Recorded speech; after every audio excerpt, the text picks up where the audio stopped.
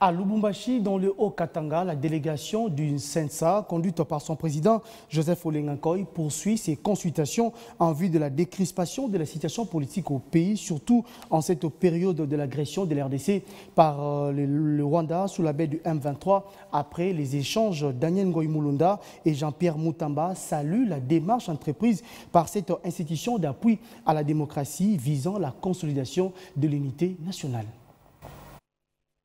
Après sa récente libération de la prison, le pasteur Daniel Ngoï Mulunda, surintendant général de la nouvelle église méthodiste, a réservé sa première sortie officielle, voire médiatique, au président du CENSA. À la tête d'une délégation d'hommes de Dieu, toujours impliqués dans la recherche de la paix, il soutient à bras le corps la recherche de la cohésion nationale initiée par le CENSA et passe l'éponge sur le passé peu reluisant. Nous avons une obligation citoyenne de mettre nos idées ensemble pour que la paix revienne. Je pense que c'est tout cela. Hormis toutes les considérations individuelles et partisanes, c'est vrai, le pays est en danger.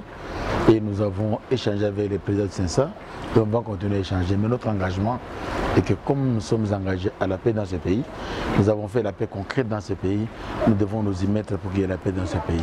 Notre pays est en danger. Nos populations souffrent, les gens sont déplacés, personne ne doit être content. Nous devons oublier nos plaies et nos peines individuelles, mais mettre le pays en avance.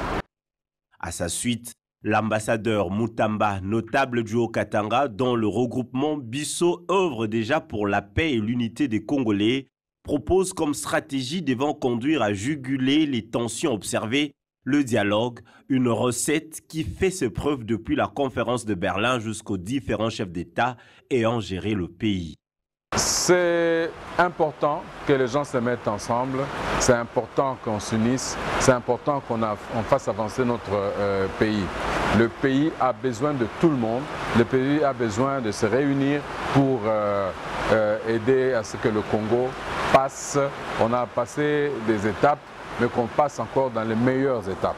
Parce qu'il ne faudrait pas que demain, la guerre qui se trouve à l'Est puisse faire tomber tout le pays, ou les gens qui se disputent. Je crois qu'il y a vraiment une grande importance que nous puissions avoir une unité pour faire avancer les choses. Le même son de cloche a été entendu du côté des députés provinciaux élus de la ville de Lubumbashi, conduits par le docteur Pablo Ngwej.